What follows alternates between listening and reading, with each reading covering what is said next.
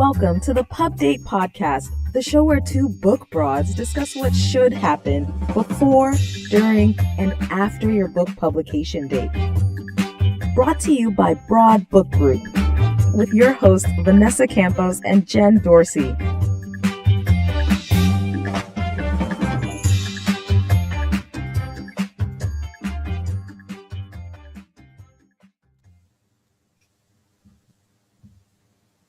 Hello, welcome to the show. Happy Friday, Vanessa. Got some technical difficulties here. That's me. I have the mute button on. I'm looking at Paul and he's like, go. And I'm like, everyone's mouthing things and I'm just, wait, it's me. I'm like pushing all the buttons. I had you guys on mute. It's P. I'm the problem. It's me. It's me. Yes, that is my toast moment. What does that say about your show host and when she starts the show by putting you on mute? How much of a conversation does she really want to have here? I am feeling under the weather, but that's just me. Oh my Lord. It's the beauty of live podcasting. You never know what's going to happen. Live radio, live podcasting.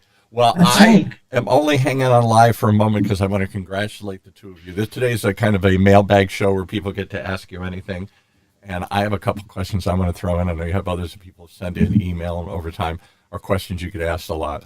But I want to ask you about winning an award for one of your book covers. What? We did? No. I didn't even hear about it. Somebody else had to tell me about it. You were like, oh, please. Don't. We're too modest. We don't want to talk about this here. Likewise, we didn't know about it until we looked on LinkedIn yesterday and we're like, oh, we won something. Yeah. What did you win and for what? So we're part of Pub West, which is a really great organization for indie publishers and authors. And they have an annual conference. And in that conference, they do a design and literary award competition. So we looked at one of the books that we did last year. I mean, they were all really great, but one really stood out for us, and it was Marcos Rivera's Street Pricing, because it talks about pricing strategies in B2B SaaS. Sounds like a snoozer, but his story is really, it really interweaves a lot of hip hop music. So our designer, Andrew Wilichko, he came up with this, he took what the author had originally concepted and created this beautiful thing that it's just stunning. So we submitted it and we won. Gorgeous. And I know about it because I helped you we're still putting the finishing touches on the audiobook version of that, which should come out shortly, say in a month or so, a few weeks or so.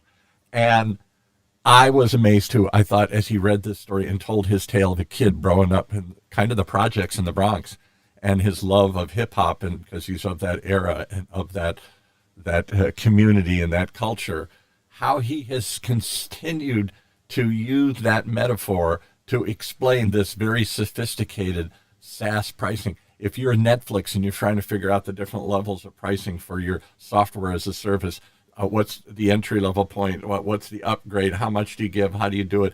And most people, as he admits, just kind of stick their finger in the air and say, how does that feel? Which way is the wind blowing? And then, that's not working. Disney's going through that right now. Where they just raised the prices and a bunch of people dropped out, but not as many people as they feared. So, I guess we guessed right. He's saying, don't guess. There's some real theories behind how you price these things and set them up. And he relates them to hip hop, which I didn't think had much value other than kill the cops kind of metaphors or, yo, I won't use the slang terms, but yo, girl, that kind of stuff. Real hard-edged imagery. He really sees it as poetry, and he sees it as explaining a lot of, he sees it as a very lofty artistic form. And so he somehow weaves that love of hip-hop into his explanation of pricing strategies. If for no other reason than that, you got to get this book and check it out. It's just, it's a very valuable, and a lot of it gets really technical, and I get it. It's not for everybody. But just his stories and how he takes them to describe a pricing strategy is mind-blowing. It's wild. And I think that's one of the things that appealed to us about the book so much. It's so different. You would never in a million years put those two things together. I mean, you just wouldn't. And I remember when Vanessa was like, do you want to do this book? Read it and let me know what you think. And I said, this is just crazy enough to really work and really be a fascinating read for, like you said, for anybody, even if you're not in that software as service world, you could even just apply the pricing structure concepts to whatever it is you are selling. And how do I price these podcasts? How do you price your books? How do you price all these kinds of things? Most of us don't have a strategy. We just kind of look around and say, well, that's what they're doing. Can I try that? Maybe maybe that'll work. And Marcos's story just brings it home, and it's the right book at the right time. It's the 50th anniversary of hip hop this year. Yeah. They just did a huge thing at the Grammys, this huge extended jam session with tons of different people, and so it's back on everybody's radar in a really big way. So some of those earlier tracks. So it's cool, and the book is beautiful. And I'll give you one more takeaway that I got listening to him tell this story, helping record and produce this audio version of the book, because when he tells it, he brings it alive too.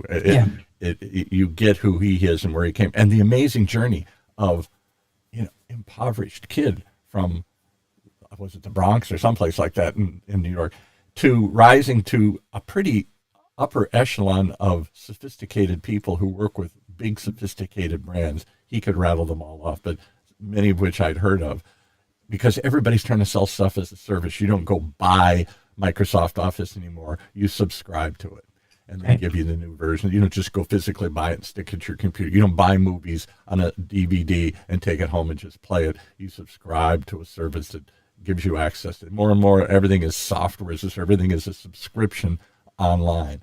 And in that world, I forgot how he got there, but he talks through how he, through college, and got into some, it was more like kind of working with startups and strategizing and stuff. And he developed this expertise how to do it. But my point is this: he makes me interested in hip hop, which at my age, I'm an old white guy. I have no interest in hip hop. I see no value in hip hop whatsoever. It's just this endless beat and these bad, to me, rhymes, and I can't understand half of what they're saying. And most of it seemed violent and just kind of, showy and blingy and in your face and all this stuff here. And he describes album stuff, and I thought, you're really making this sound beautiful to me. Something, you're helping me see a beauty in it that I couldn't see, and a meaning that missed me. So that alone, as an ambassador for hip hop, is worth reading the book here.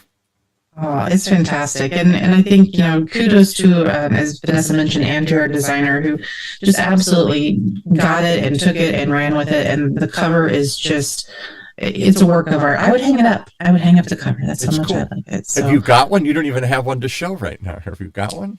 Do you have one, Vanessa? Yeah, she keeps all the books. There it is.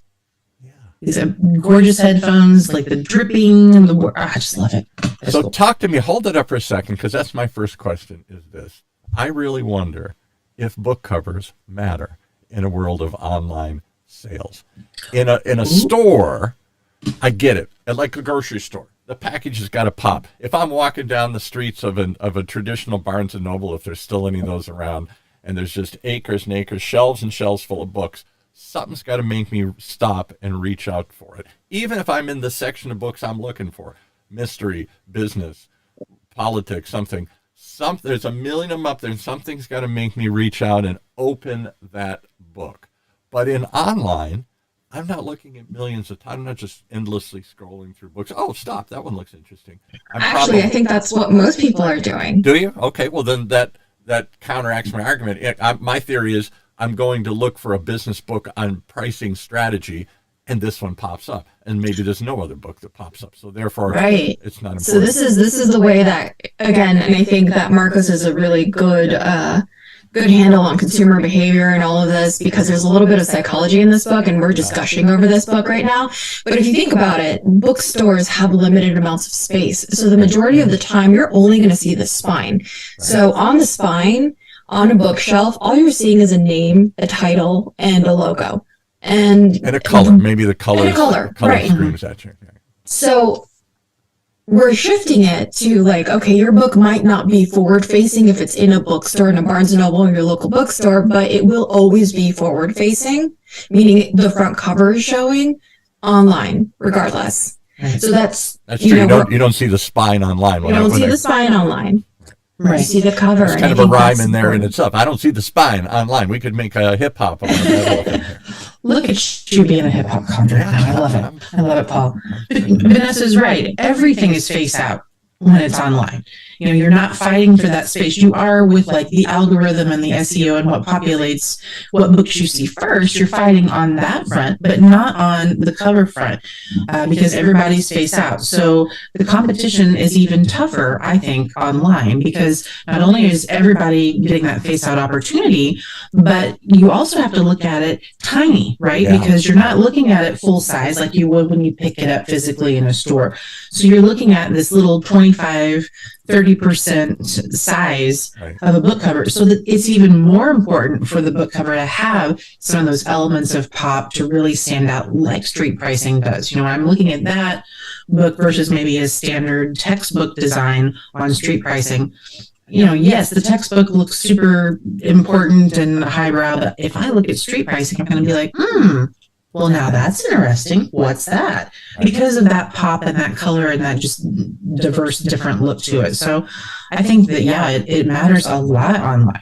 So you make an interesting point. They're all facing forward.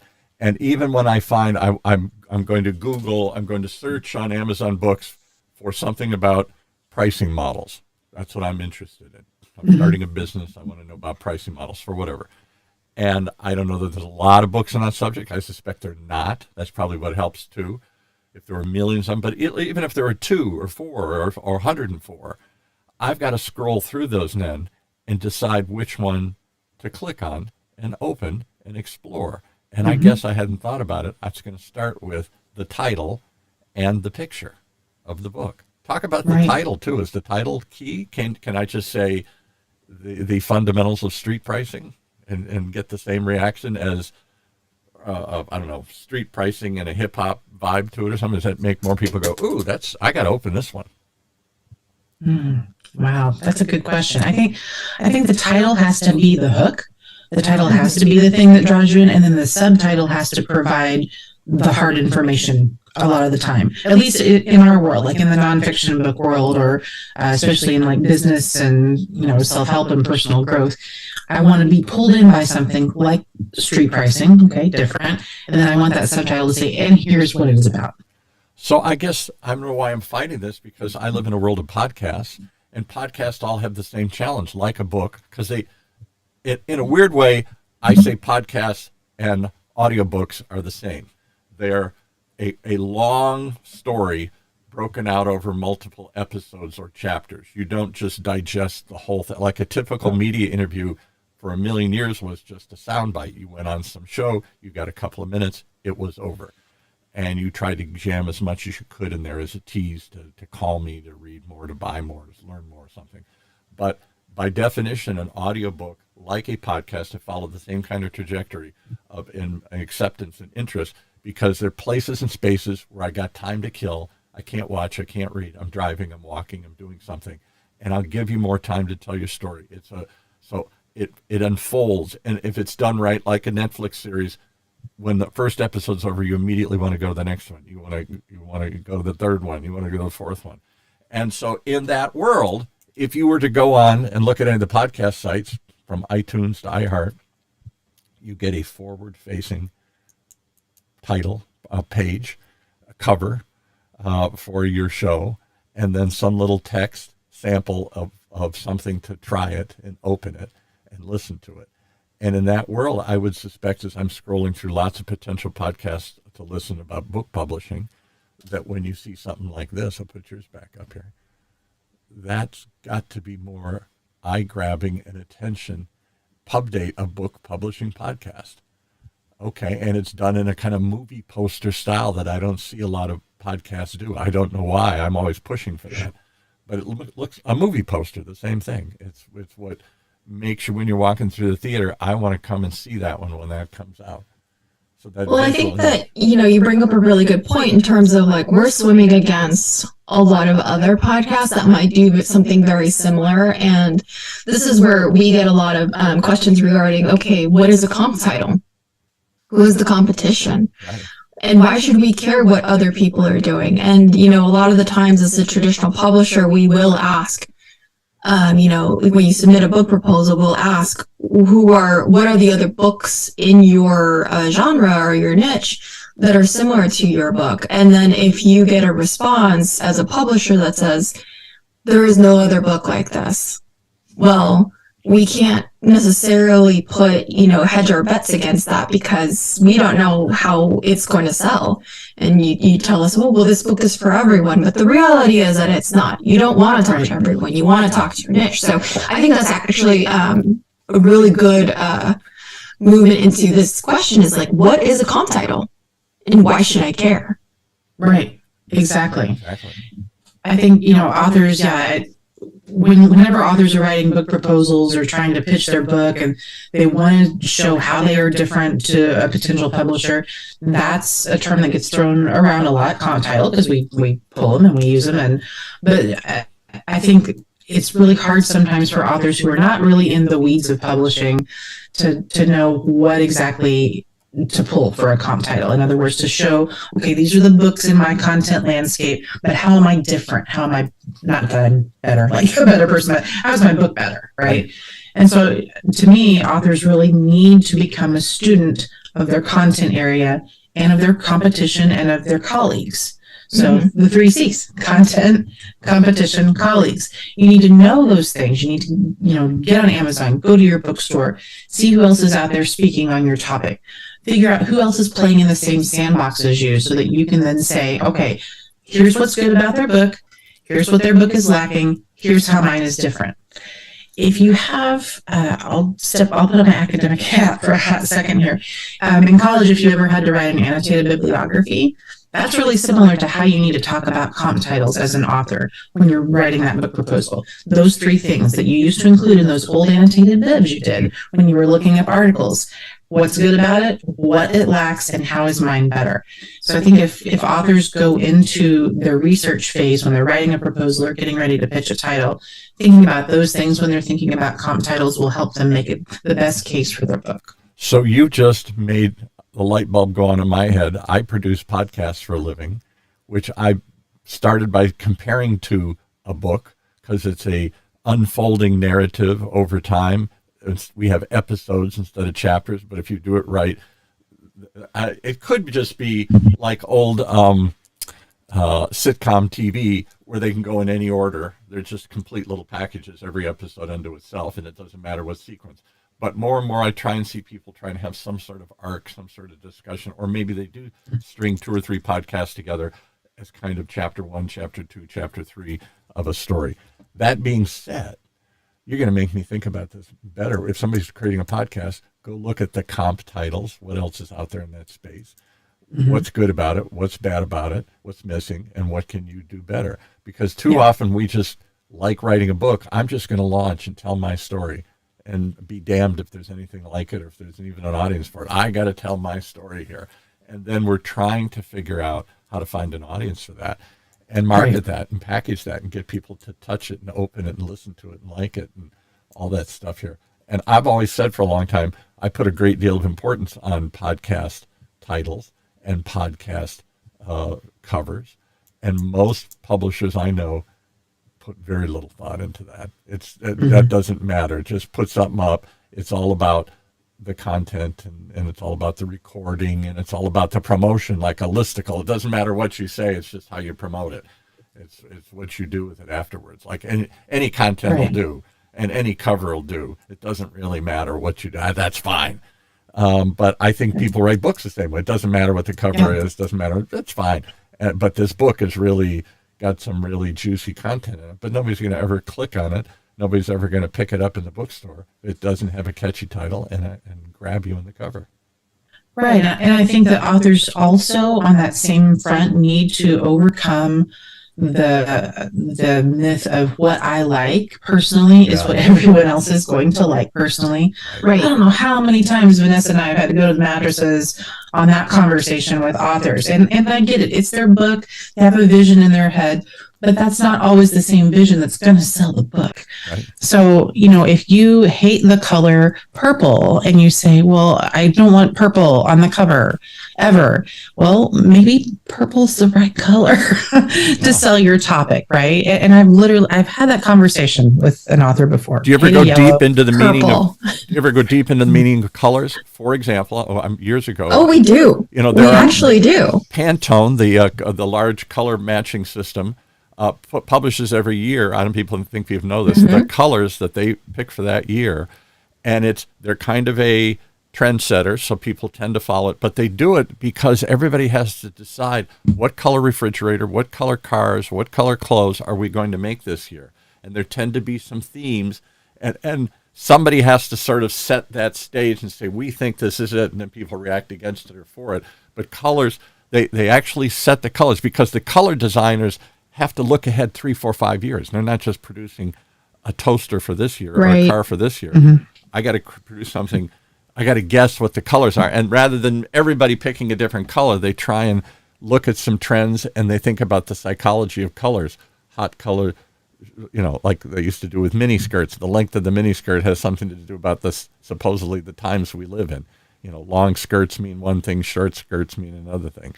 And so they kind of think about this psychology, and then a group of them go out on a limb and say, here are the color.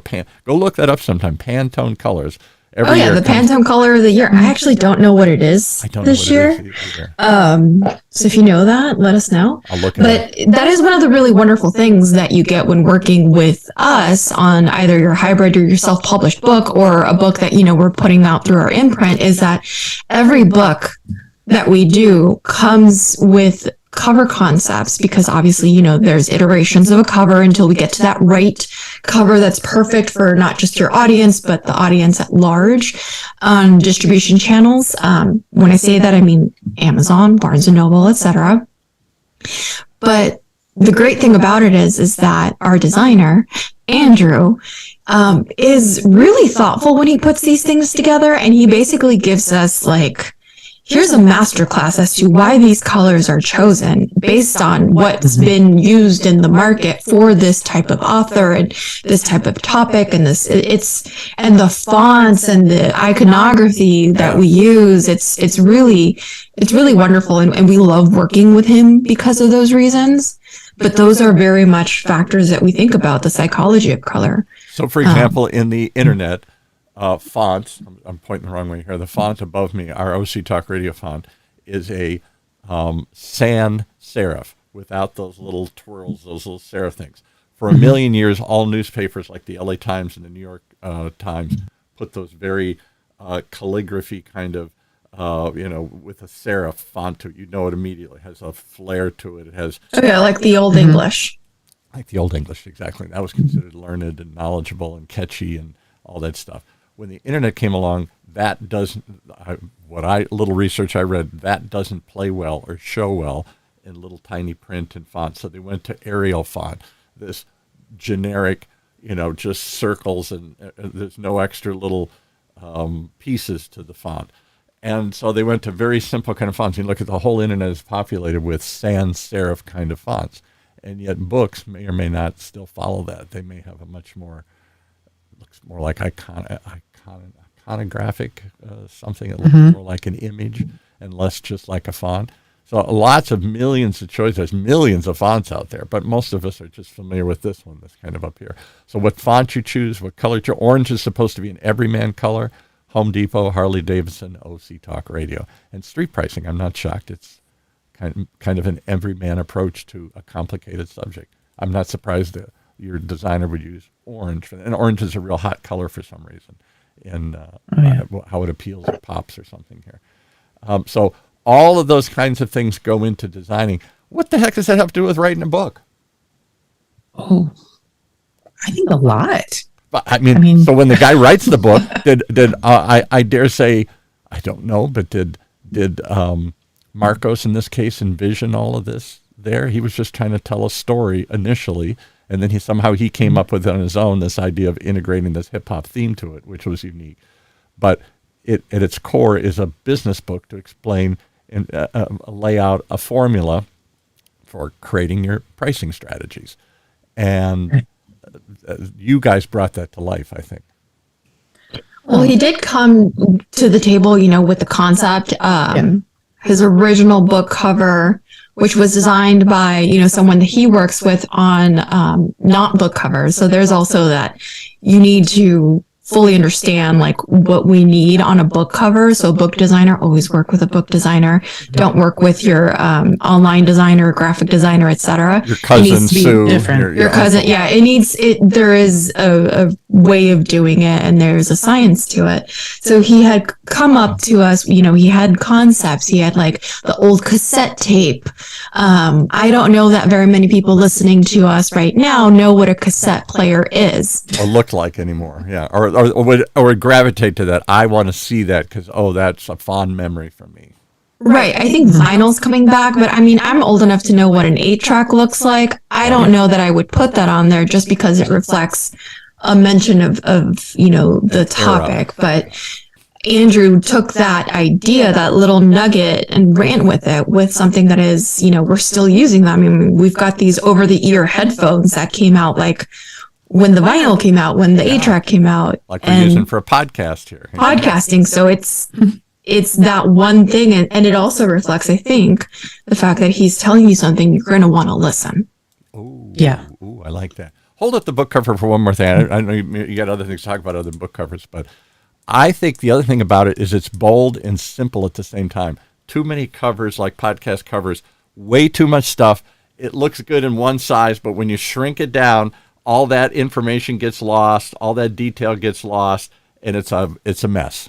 Yep. And I think that survives my test, the Mickey Mouse test. Mickey Mouse looks good, right. Little or big. It's a very iconic looking thing here. It doesn't have to be one size. I do love this book. There's a clarity to it that works. Right. So it pops, it's bold, it's color, it jumps at you, but it's very simple. It doesn't, not a lot of clutter, not a lot of detail, not a lot of other confusing things in the background here that might look good on a big poster, but the more you shrink it down, what is all that little squiggles and swirls and things in the back there? You can lose all that detail as you shrink it down. Well, so the lesson of the day is trust your good book designer, trust your publisher lead you down a path that, you're going to put the things on it that will help sell the book, that will help it look good, not only in person, but also online.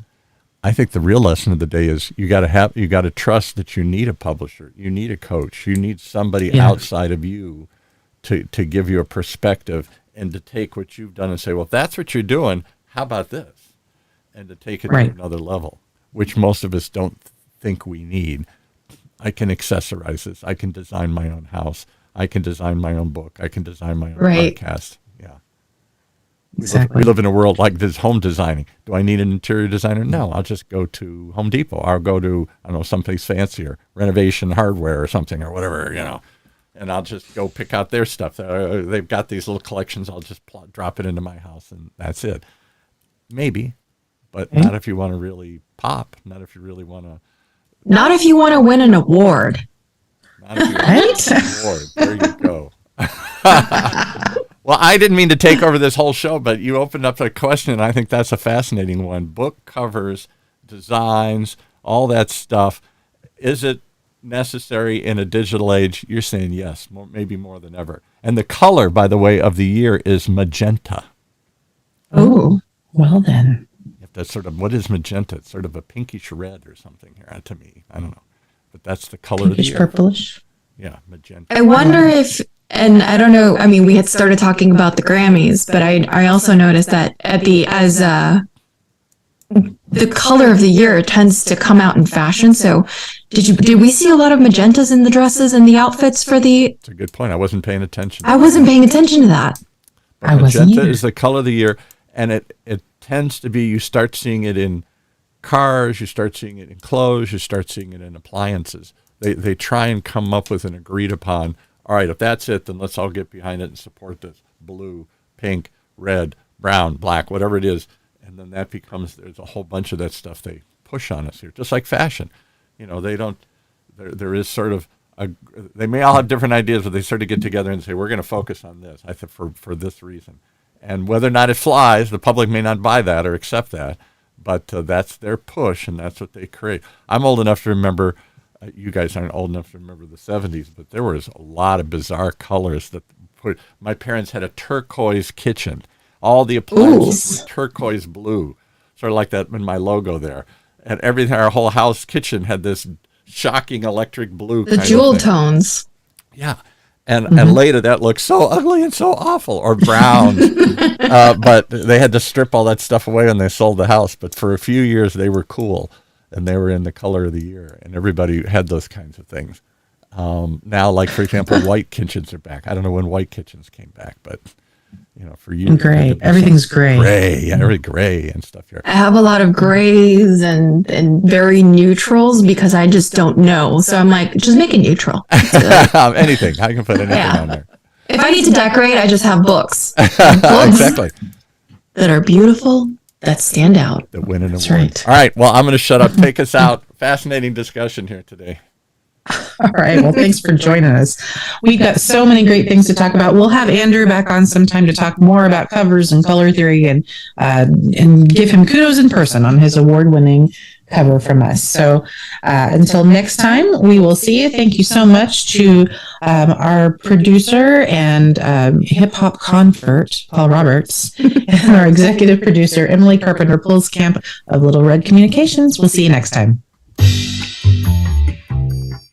We hope that you gained some valuable insights into the world of book publishing. Head over to broadbookgroup.com to learn more about us and all our services. And be sure to check out all our social media at Broad Book Group. Until then, keep publishing.